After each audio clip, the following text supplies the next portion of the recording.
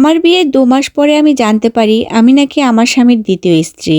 আর সে নাকি আমার আগেও আরেকটা বিয়ে করেছিল, তার সাথে সংসারও করেছে। এটা জানার পর আমার ফ্যামিলির লোকজন কিছুতেই বিষয়টা মেনে নিতে পারেনি। কথাটা শোনার সাথে সাথে আমার বাবা বলে দিয়েছে যে ছেলে কিনা মিথ্যা কথা বলে আমার মেয়েকে বিয়ে করেছে, সে যে আমার মেয়েকে কতটা সুখে রাখবে সেটা আমার জানা হয়ে গিয়েছে। তারপরেও সবার বিরুদ্ধে গিয়ে তার সাথে আমি ২ বছর সংসার করেছিলাম। তারপর আমার বাবা নিজে থেকে তার সাথে আমাকে ডিভোর্স করিয়ে নেয়। আমার নাম নীলুফার আক্তার, আমার বাসা গাজীপুরে, আমি গাজীপুরেরই মেয়ে। আমার বয়স যখন ১৪ বছর তখন আমার বাবা একটা ছেলের সাথে আমার বিয়ে ঠিক করে, তার সাথেই বিয়ে দেয়। যাই হোক, আমার যেহেতু অল্প বয়সে বিয়ে হয়েছিল তাই আমার বাবা শ্বশুর বাড়িতে আমাকে উঠিয়ে দেয়নি। আমি আর আমার হাজবেন্ড আমার বাবার বাড়িতেই থাকতাম, মানে আমি আমার বাবার বাড়িতেই থাকতাম আর আমার হাজবেন্ড মাঝে সাঝে আমার বাবার বাড়িতে যাওয়া আসা করতো। এরই মাঝে একজন এসে আমাদের খবর দেয় আমি নাকি তার দ্বিতীয় স্ত্রী, আরও অন্য একটা স্ত্রীর সাথেও সংসার করে, কিন্তু সেটা আমরা বুঝতেই পারিনি। যাই হোক, তারপর যখন ২ বছর পর আমার বাবা আমাকে ডিভোর্স করিয়ে দিল, আমার একাকিত্ব জীবন ভালোই কাটছিল,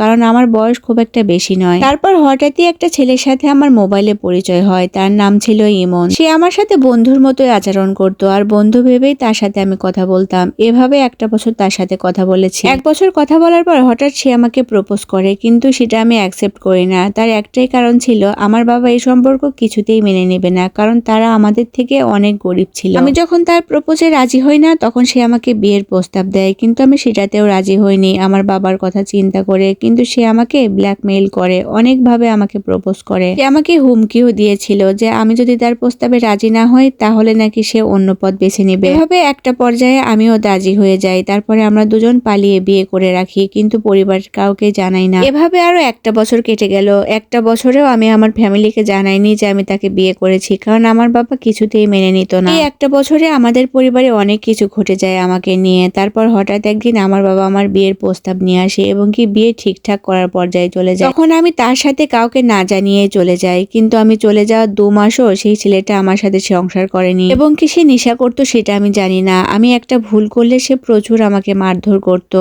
আর এটা জানার পর আমার বাবা সেখান থেকে গিয়ে আমাকে নিয়ে আসে। কিন্তু আমাকে যেদিন নিয়ে আসে আমার বাবা, আমি আমার বাবার হাতে পায়ে ধরে তাকেও সাথে করে নিয়ে গিয়েছিলাম, কারণ তাকে আমি অনেক ভালোবাসতাম। আমাদের বাড়িতে যাওয়ার পর আমার দাদি শাশুড়ি একদিন আমাকে দেখতে আসে, আর আমার দাদি শাশুড়ি যেদিন চলে যায় সেদিন থেকে আমার স্বামী আবার ওরকম হয়ে যায়, আমাকে দু চোখেও দেখতে পারে না। এভাবেই আরো কিছুদিন কেটে গেল। এরপর হঠাৎ আমার শ্বশুর শাশুড়ি আমাকে দেখতে আসে, আর আমাকে দেখে চলে যাওয়ার পর তার ছেলেকেও সাথে করে নিয়ে যায়। সেই যে গেল, তারপরে সে আর কখনোই আমার কাছে আসেনি। আমি অনেক যোগাযোগ করার চেষ্টা করেছি তার সাথে, কিন্তু সে আমার সাথে কোনো যোগাযোগই করেনি। তারপর থেকে সে আমার সাথে আর কখনোই যোগাযোগ করেনি এবং কি আমার ফোন কখনোই রিসিভ করতো না। বাবা মা আমাকে নিয়ে অনেক টেনশন করে, আর আমি আমার নিজের জীবন নিয়েও অনেক ভোগান্তির শিকার হচ্ছি। প্রতিটা সময় যেন আমার কাছে অসহনীয় মনে হয়। পাড়া প্রতিবেশী আত্মীয় স্বজন সবাই আমাকে অনেক খোঁটা দিয়ে কথা বলে। আমার জীবন যেন দিন দিন দুর্বিষহ হয়ে পড়ছে। জানি না আমি কোন পাপের শাস্তি পাচ্ছি, তবে এরকম ভুল কেউ কখনো করবেন না। এখন মনে হয় আল্লাহ হয়তো আমার কপালে সুখই লিখে রাখেননি। এতক্ষণ আমি নীলুফার নামের একটা আপুর জীবন কাহিনী শোনালাম, তবে আপুটাকে একটা কথাই বলতে চাই, আল্লাহ যা কিছু করে ভালোর জন্য।